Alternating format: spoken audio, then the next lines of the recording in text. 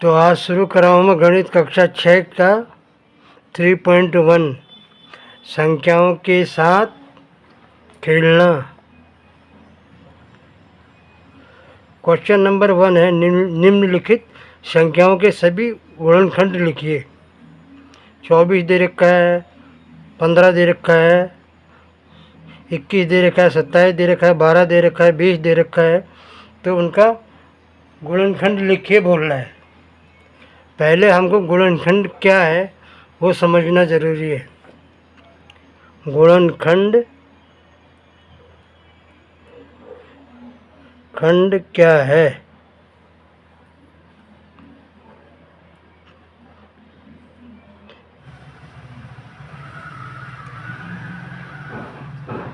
पहले हमको गुणनखंड के बारे में समझना होगा। गुणनखंड क्या है? वही संख्याएं होती है जो किसी अन्य संख्या को पूर्णतः विभाजित करती है। कोई भी संख्या है वो पूर्णतः किसी अन्य संख्या को विभाजित करती है। उदाहरण के लिए 12 है। हाँ, तो 12 को हम ऐसी संख्या कौन सी है जो पूर्णतः विभाजित करती है? 1 है। 1 में भी 12 का पहाड़ा जाता है, 2 में भी जाता है, 3 में भी जाता है, 4 में भी जाता है, 6 में भी जाता है और 12 में भी जाता है। ये पूर्णतः विभाजित है। इसमें 12 में पूर्णतः विभाजित है, इसलिए इसको गुणनखंड कहेंगे। गुणनखंड। अब दूसरा आता है हमारा गुणज। दूसरा क्या है? गुणज।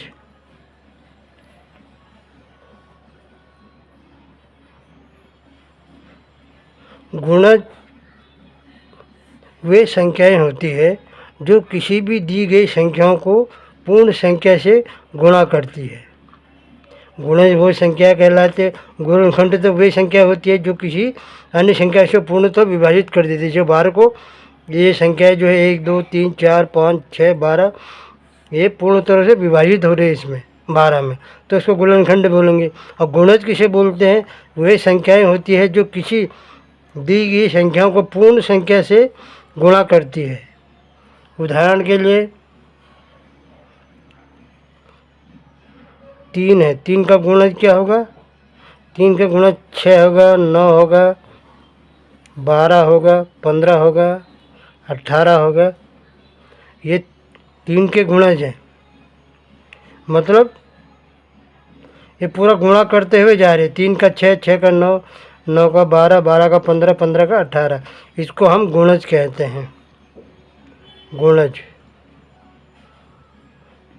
कहते हैं।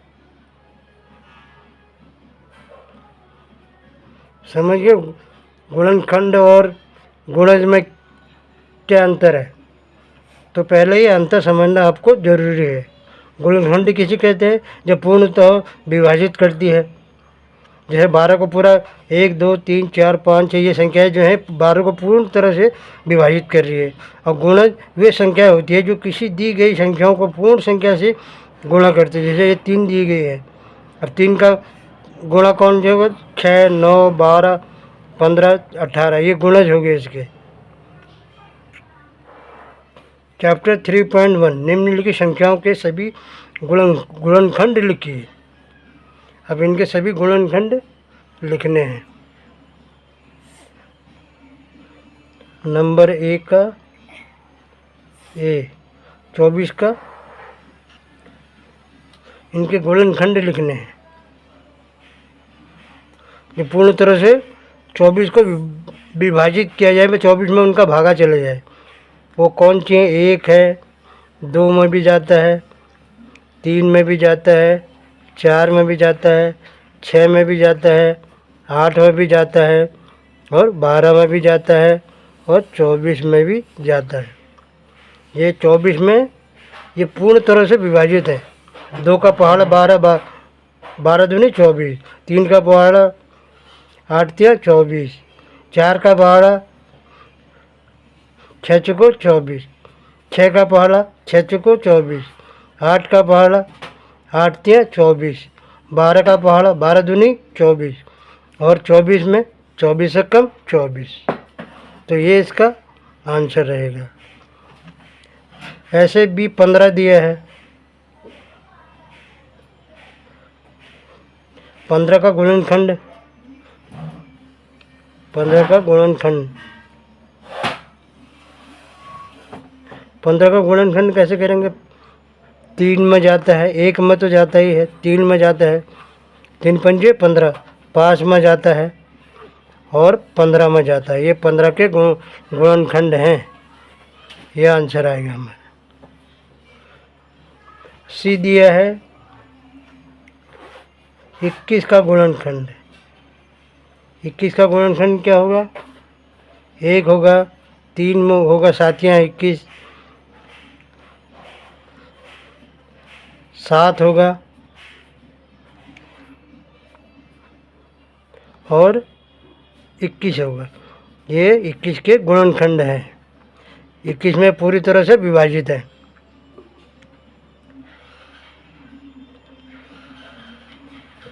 डी है 27,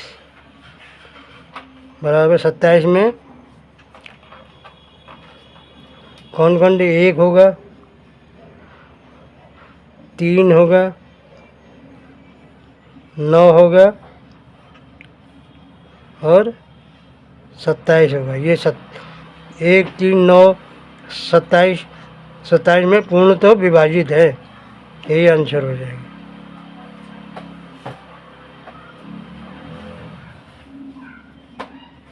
अब ये होगा 12। 12 में कौन कौन से हैं गुणनखंड? 1, 2, 3, 4, 6, 12। ये पूर्णतः 12 में विभाजित है। 1, 2, 3, 4, 6, 12। अभी एफ है, एफ क्या है? 36। 36 का गुणनखंड 1 होगा, 3 होगा, 4 है, फिर 6 है, फिर 9 है,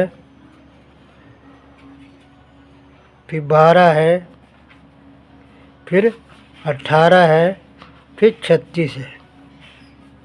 36 का गुणनखंड क्या है? 1, 3, 4, 6, 9, 12, 18, 36। यही आंसर होगा। अब जी 18 है। 18 का गुणनखंड क्या है? 1, 3, 6, 9 और 18। यह पूर्णतः 1, 3, 6, 9, 18 पूर्णतः 18 में विभाजित है। इसी को ही गुणनखंड कहते हैं। एच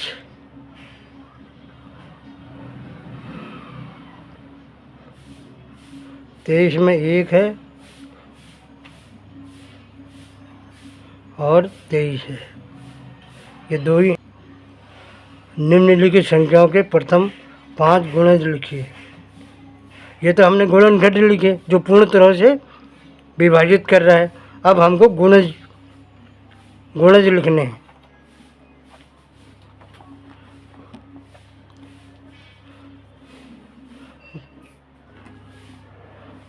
गुणज मतलब वे संख्याएं होती है जो किसी दी गई संख्याओं को पूर्ण संख्या से गुणा करती है। अब ये 5 के गुणज लिखे बोल रहा है। प्रथम 5 के 5 गुणज लिखिए। अभी 5 है, 5 के 5 गुणज लिखना है। 5 दूनी 10, 5 या 15, 5 को 20, 5 पच्चे 25, 5 का 30। ये 5 गुणज हो गए। 5 के 5 गुणज। दूसरा बता रहा है 8 का गुणज।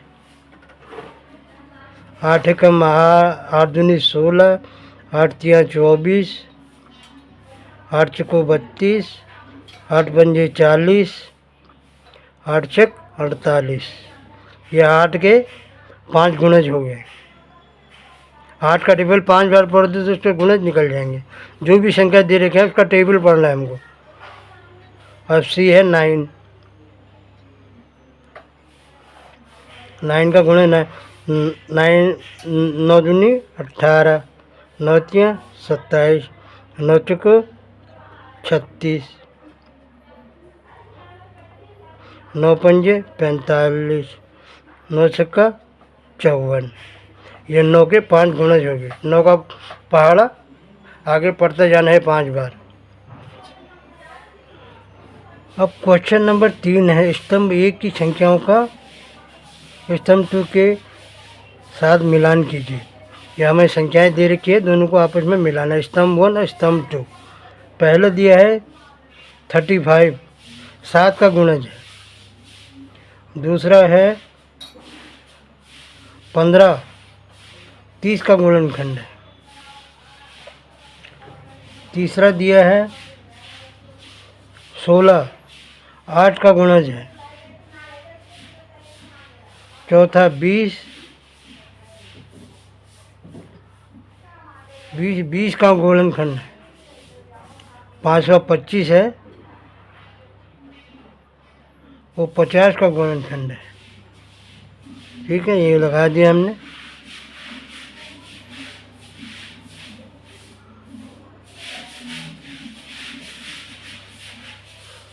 स्तंभ क्वेश्चन नंबर 4 क्या कह रहा है कि 9 के सभी गुणज ज्ञात कीजिए जो 100 से कम हो। 9 के सभी गुणज जो 100 से कम हो वो लिखने के लिए बोल रहा है। क्वेश्चन नंबर 4, 9 के सभी गुणज लिखने हैं। गुणज जो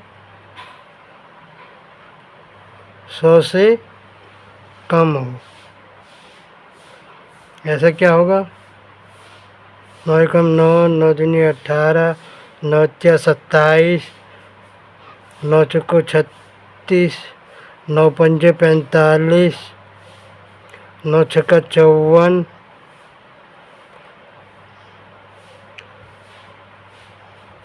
9 सत्ते